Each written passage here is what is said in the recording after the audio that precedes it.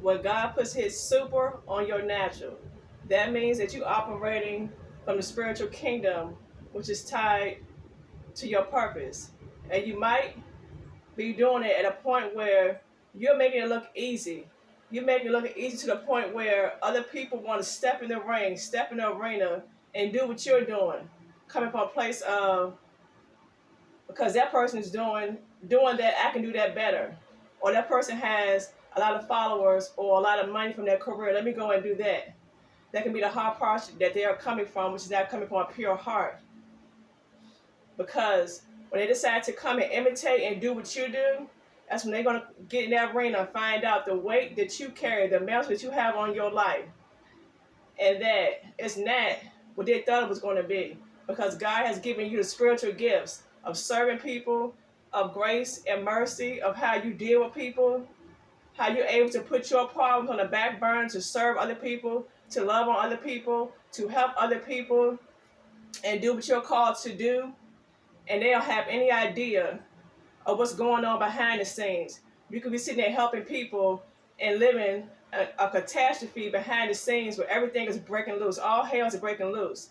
But you don't allow that to determine how you want to move in life, because you're operating in your gifts and your potential.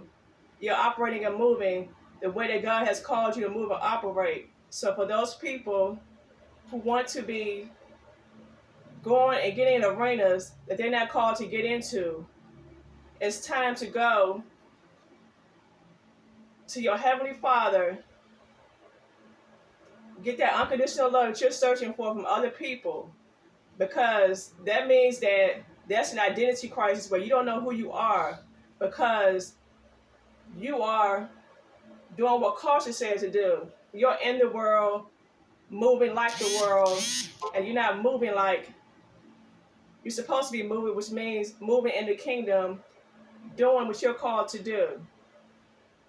Stop imitating other people and doing what they're doing, and go find out. Like I said in a previous video, go and find out what God has called you to do, because you have purpose on your life. There are people that are attached to your life that you have been called to help, who are stuck and stagnant and waiting for you to become the version of yourself to be able to help them.